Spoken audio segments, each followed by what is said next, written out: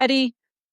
It's Melissa Del Bosque, and thank you for joining us for the weekly roundup at the Border Chronicle. And sorry about canceling the previous one for this one. I couldn't figure out how to add and delete after having already scheduled the the live video. So this is still a work in progress here with the live video at the Border Chronicle.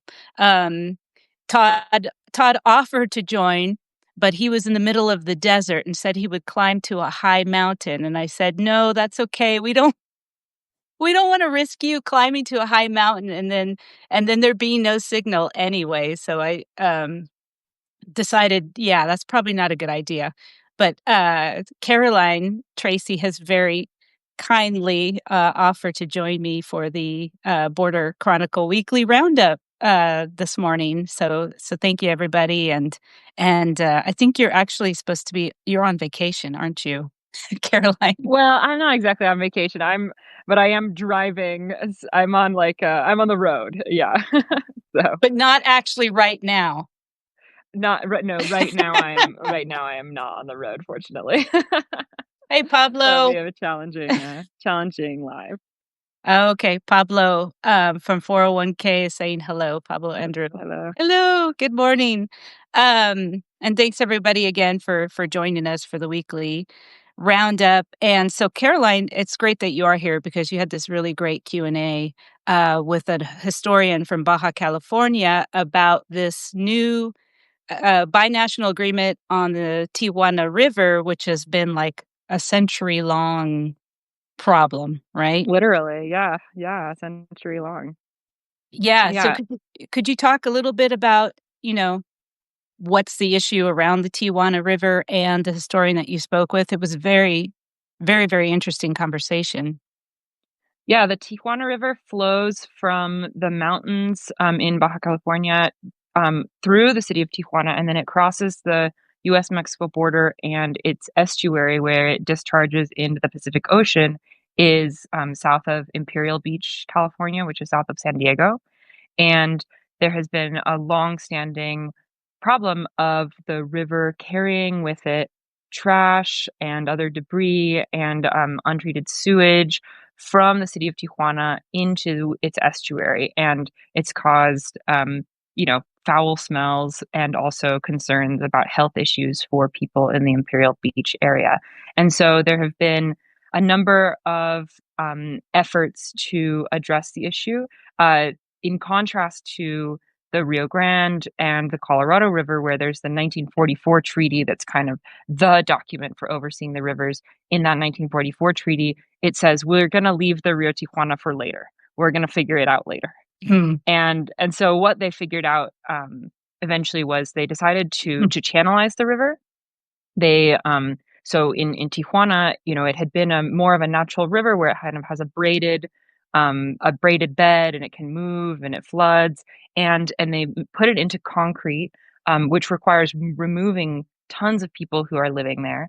And so there was sort of a resident struggle. And at the same time, on the US side, there became an environmental movement against channelizing it because of the ecological damage that would do to the estuary. And so from at that moment, which is in the 1960s, and carries into the 70s and 80s, you sort of have the birth of these two movements: one to protect the very poor people who live in the bed of the Rio Tijuana, and the other to protect the ecology of what's a really, really important habitat. And so the interview that was published this week was with a historian named Marco Samaniego, who is a professor at the Autonomous University of Baja California, and he's a historian of the entire US-Mexico border region. But because he is born and raised and now works in Tijuana, I think has a particularly kind of firsthand knowledge of that particular river. Yeah, it's really interesting because he said he grew up alongside the river, and he made a point about how the U.S. is also involved in the issue on the Mexican side because a lot of the folks who live along the river were deported.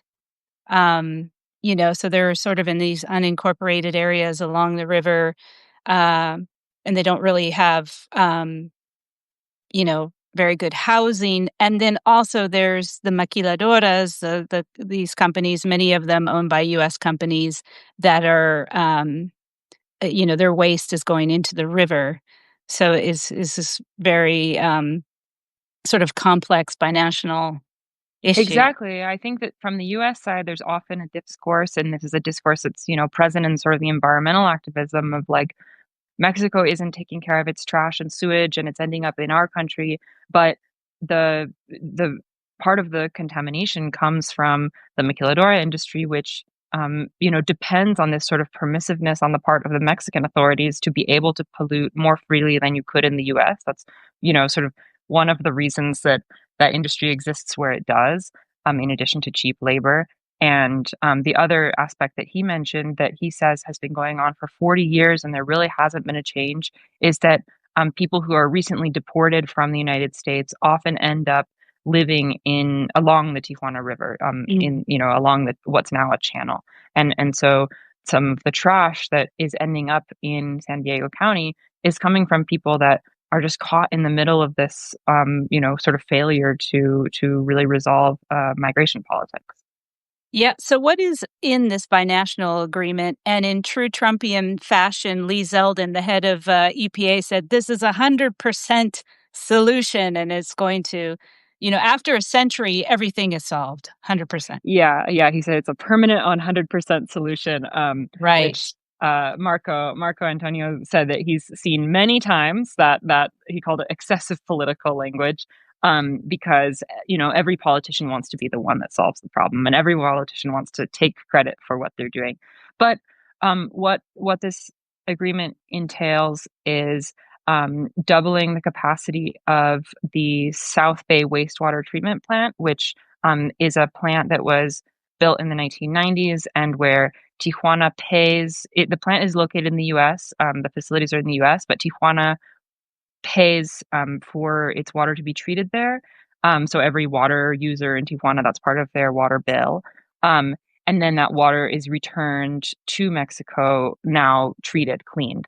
Um, and he mentioned that the intention was for that water to be used for parks and lawns and gardens, but there are actually aren't enough parks, so it ends Mm. up just going into the ocean. But it's Oh, clean. wow.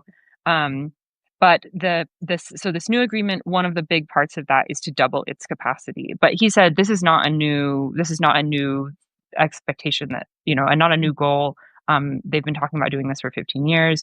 There are a number of other infrastructure projects related to that the project entails. But what is sort of um, important, I think, about this agreement is that they have agreed to a timeline of completing everything by the end of 2027.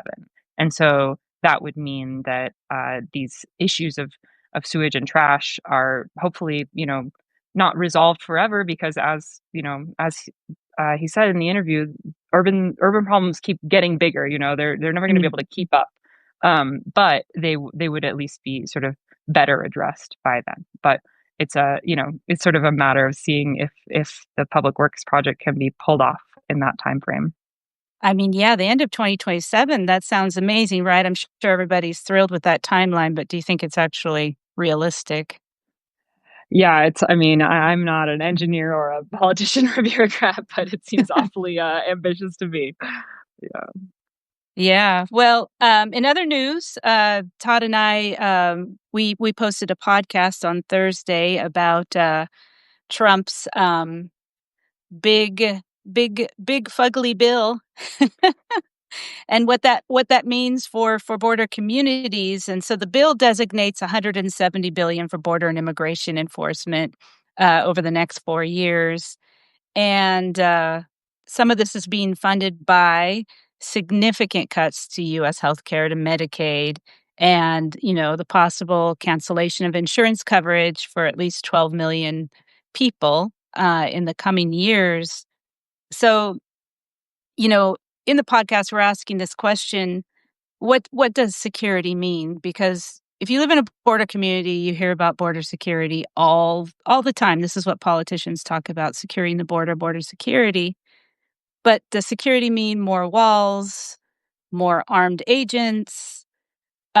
and converting the border into a military installation base, which we now have 4 national defense areas, and 1/3 of the border now is under military control.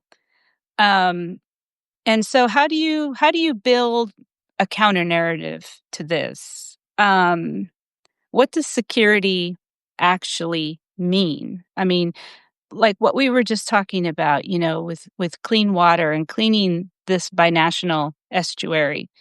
That is security, right, for a community. Clean water, healthcare. I came across a story in the Texas Tribune actually recently about a program that I used to report on when I worked at the McAllen Monitor, gosh, like 25 years ago. And it was called Operation Lone Star.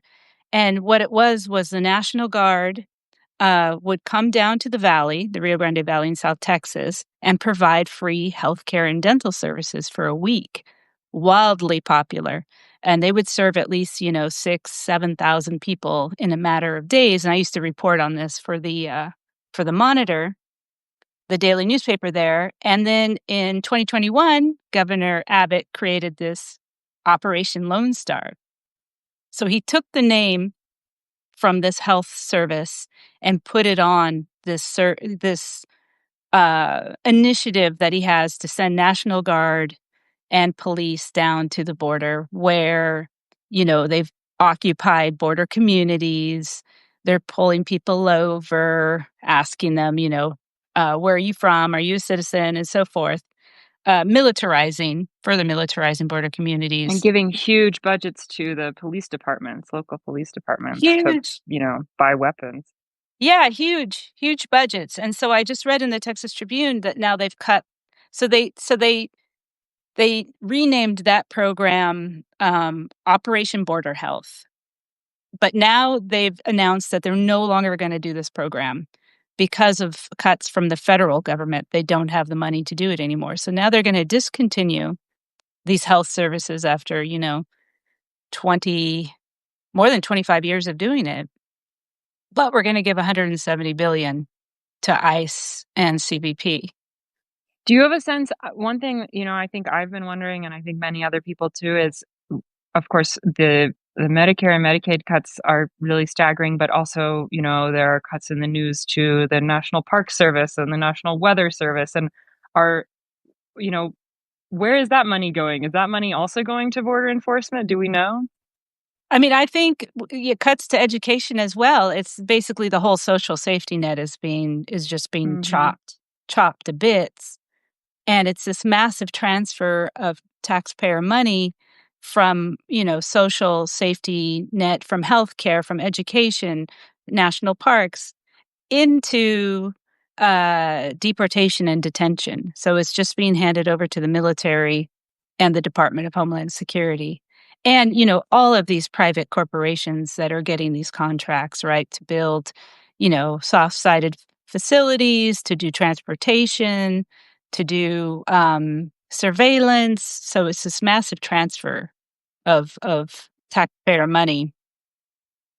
So, yeah, it's that really stuck out to me because I remember reporting on this, being out in the community in South Texas, and it was such a successful program. And they've now announced that they're not going to continue it anymore, but we're going to get 170 billion for detention and surveillance and all of that. So I've got a link to that story in our weekly roundup, which I'll post just right after this. And oh, I can hear your dog in the background, Caroline. Yeah. Um, I'm just looking at a message somebody is saying about the local community south of the border. I can't read all of the comment though. Um, but anyways, I want to thank everybody for joining us today, and I'll be posting this right after our live video and with those links, and you can read about Operation Border Health. ending, which is very, very unfortunate. And read Caroline's amazing Q&A with Marco Antonio Samaniego, the historian from Baja California. Is super interesting. And, listen to the podcast I did with Todd where we talk about, what does security actually mean, and how do we build a counter narrative, another reality, right? That really does talk about safety for communities in the border region. So thanks so much, Caroline, for joining. I really appreciate it. And thank you, everybody. Thank you, everybody, for watching. Sorry about the kind of snafus this morning as we were changing uh, co-hosts on the live video today. I think it worked out though. Yeah, thanks for having me, Melissa. Yeah. All right. Take care, everybody. Have a good weekend. Bye. Bye.